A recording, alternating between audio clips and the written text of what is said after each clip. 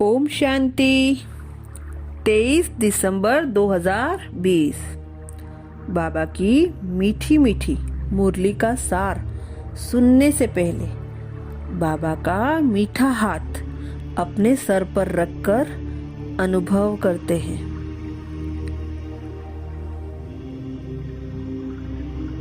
बाबा बोले, मीठे बच्चे, यह पतित दुनिया एक पुराना गांव है। यह तुम्हारे रहने लायक नहीं। तुम्हें अब नई पावन दुनिया में चलना है। यह पतित दुनिया एक पुराना गांव है। यह तुम्हारे रहने लायक नहीं। तुम्हें अब नई पावन दुनिया में चलना है। प्रश्न है, बाप अपने बच्चों को उन्नति की कौन सी एक युक्ति बताते हैं? बाप अपने बच्चों को उन्नति की कौन सी एक युक्ति बताते हैं? उत्तर, बच्चे, तुम आज्ञाकारी बन बाप दादा की मत पर चलते रहो। बाप दादा दोनों इकट्ठे हैं, इसलिए अगर इनके कहने से कुछ नुकसान भी हुआ तो भी रिस्पॉन्सिबल बाप है, सब ठीक कर देगा। तुम अपनी मत नहीं चलाओ, शिव बाबा की मत समझकर चलते रहो तो बहुत उन्नति होगी। ओम शांति। पहली मुख्य बात, रूहानी बच्चों को रूहानी बाप समझाते हैं कि अपने को आत्मा निश्चय कर बैठो और बाप को याद करो तो तुम्हारे सब दुख दूर हो जाएंगे। वो लोग आशीर्वाद करते हैं ना, यह बाप भी कहते हैं, बच्चे, तुम्हारे सब दुख दूर हो जाएंगे। सिर्फ अपने को आत्मा समझ बाप को याद करो। बाप कहते हैं, याद की यात्रा पर रहो। देवी गुण धारण करने हैं, सर्वगुण संपन्न यहाँ बनना है। इसलिए बाबा कहते हैं, चार्ट रखो, याद की यात्रा का भी चार्ट रखो तो पता पड़ेगा कि हम फायदे में हैं या घाटे में। परंतु बच्चे रखते ही नहीं। बाबा कहते हैं, लेकिन बच्चे करते ही नहीं। आगे बाबा बोले, सारा दिन बाबा बाबा करते रहते हो। यहाँ भल बाबा बाबा करते हैं, परंतु हड्डी प्रीत थोड़े ही है। बार बार कहते हैं, शिव बाबा को याद करते रहो। सच सच याद करना है, चालाकी चल न सके।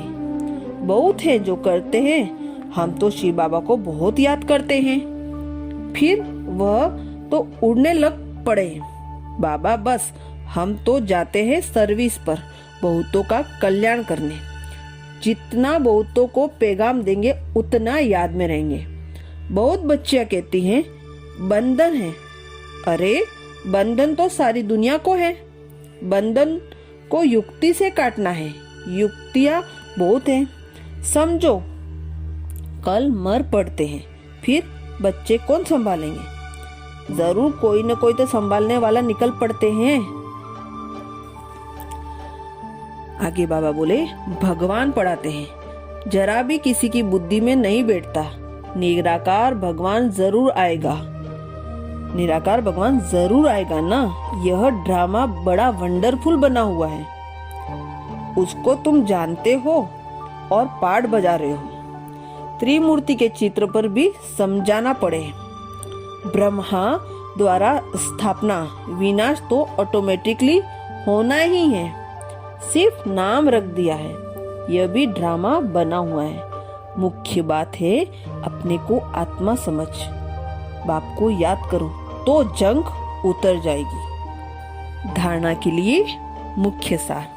फर्स्ट पॉइंट है, बंधन काटने की युक्ति रचनी है। जिगरी बाप से प्रीत रखनी है। बाप को सबको पैगाम देना है। बाप का सबको पैगाम देना है। सबका कल्याण करना है। बंधन काटने की युक्ति रचनी है। जिगरी बाप से प्रीत रखनी है। बाप का सबको पैगाम दें, सबका कल्याण करना है। सेकेंड पॉइंट, दूरादेशी बुद्धि से इस बेहद के खेल को समझना है। बेगर टू प्रिंस बनने की पढ़ाई पर पूरा पूरा ध्यान देना है। याद का सच्चा सच्चा चार्ट रखना है। दूरदेशी बुद्धि से इस बेहद के खेल को समझना है। बेगर टू प्रिंस बनने की पढ़ाई पर पूरा ध्यान देना है। याद का सच्चा सच्चा चार्ट रखना है। वरदान। सत्यता के आधार पर एक बाप को प्रत्यक्ष करने वाले निर्भय अथॉरिटी स्वरूप भव।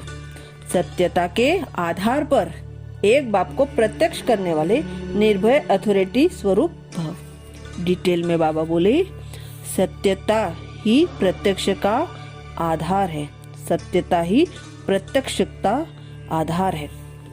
बाप को प्रत्यक्ष करने के लिए निर्भय और अथॉरिटी स्वरूप बनकर बोलो, संकोच से नहीं। जब अनेक मत वाले सिर्फ एक बाप को मान लेंगे कि हम सबका एक बाप है और वही अब कार्य करा रहे हैं, हम सब एक की संतान एक हैं और यह एक ही यथार्थ है, तो विजय का झंडा लहरा जाएगा। इसी संकल्प से मुक्ति धाम जाएंगे और फिर जब अपना अपना पार्ट बजाएंगे आएंगे तो पहले यही संस्कार इमर्ज होंगे कि गॉड इज वन। यह गॉड इज की स्मृति है। स्लोगन में बाबा बोले, सहन करना ही स्वयं के शक्ति रूप को प्रत्यक्ष करना है। सहन करना ही स्वयं के शक्ति रूप को प्रत्यक्ष करना। शुक्रिया बाबा, शुक्रिया। अच्छा, ओम शांति।